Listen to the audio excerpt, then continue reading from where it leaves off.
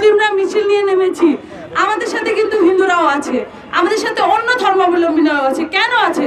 কারণ কোনো মানব সভ্যতা কখনোই এই ধরনের অনাচার অবিচারকে সাপোর্ট করে না।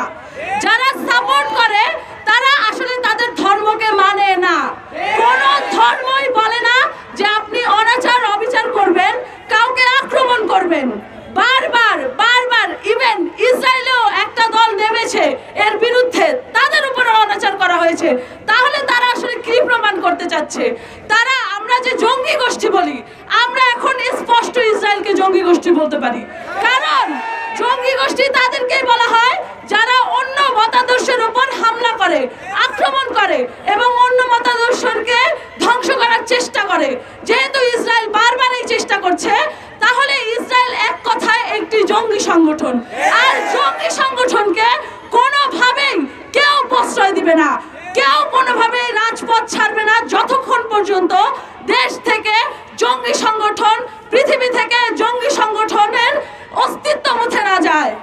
আমরা বারবার বলেছি, জঙ্গি বলতে তাদেরকেই বোঝায় যারা প্রতিনিয়ত অন্য ধর্মাবলম্বীদের উপর যে কোনো সমাজতন্ত্রের উপর হামলা করে তাদের মতাদর্শ কায়েম করার জন্য। সেটা যেই হোক, আজকে ইসরায়েল, কালকে অন্য কেউ হলে তখনও আমরা দাঁড়াবো। আমরা কাউকে ছাড়বো না। আমাদের সোজা একটাই কথা, একটা জাতিতে কোনো শিশু, 10 মাসের শিশু, 6 মাসের বাচ্চা, তারা কোনো অপরাধ করেনি।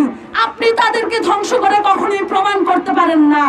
আপনি আজকে থেকে আমরা ইউনিলিভার, তারপর কেএফসি এবং অন্যান্য যত ইহুদি পণ্য আছে, বিশেষ করে ইউনিলিভার পৃথিবীর সব জায়গায় আছে।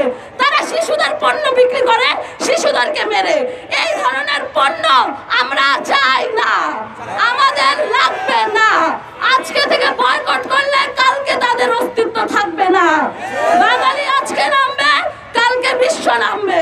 এখানে কোনো ভেদাভেদ হবে না, শুধু মানবতার খাতিরে নামবে।